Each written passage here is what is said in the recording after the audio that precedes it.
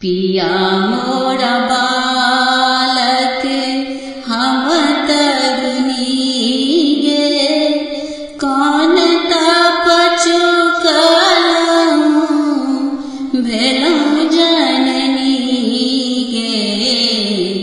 पिया मोरा बालक हम तरुणी गे, कौन तप चुकलहुँ भेलहुँ जननी गे।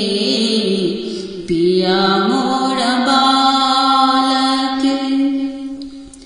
पहिर लेल सखी दक्षिणक चीरे, पिया के देखैत मोरा दगद शरीर।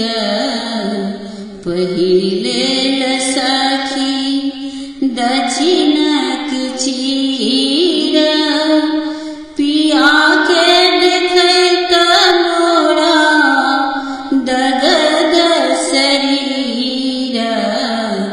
पिया मोरा बालक हम तरुणी गे, कौन तप चुकलहुँ भेलहुँ जननी गे।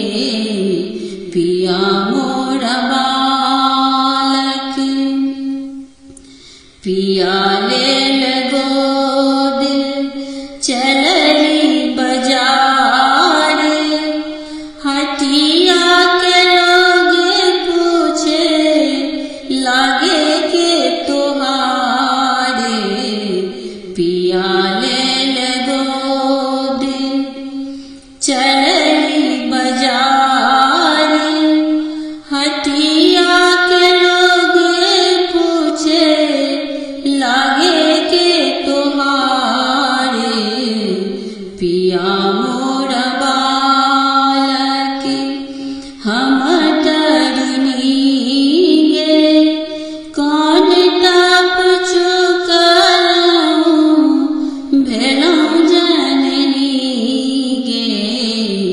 पिया मोरा बालक नहीं मोरा देवर नहीं छोट भाई, पूरब लिखल छल बलम हमारे।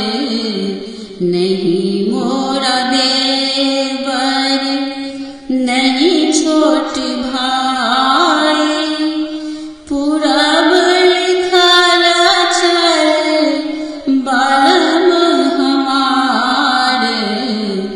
पिया मोरा बालक हम तरुणी गे, कौन तप चुकलहुँ भेलहुँ जननी गे।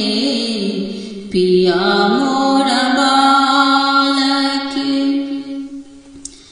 बाट रे बटोहिया के तुहु मेरा भाई, हमरो समाद हमरे नैहर लेने जाय। बाट रे बटोहिया की तुहु मोरा भाई, हमरो समाद हमरे नैहर लेने जाय। पिया मोरा बालक हम तरुणी गे, कौन तप चुकलहुँ भेलहुँ जननी गे। पिया मोरा बालक कहबनि बाबा के केनु केनु गाय, दूध पियाई के पोसत जमाई।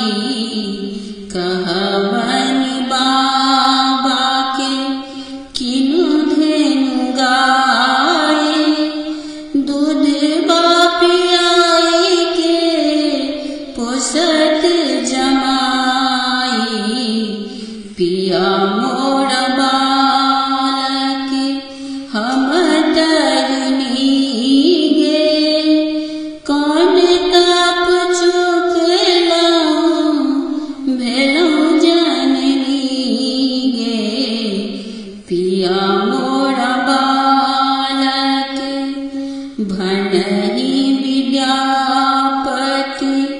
सुनु ब्रिज नारी धरज धरहु मिलत मुरारी भनहि विद्यापति सुनु ब्रिज नारी धरज धरहु मिलत मुरारी पिया मोर बालक हम तरनी गे कौन ताप चुकलहुँ भेलहुँ जननी गे पिया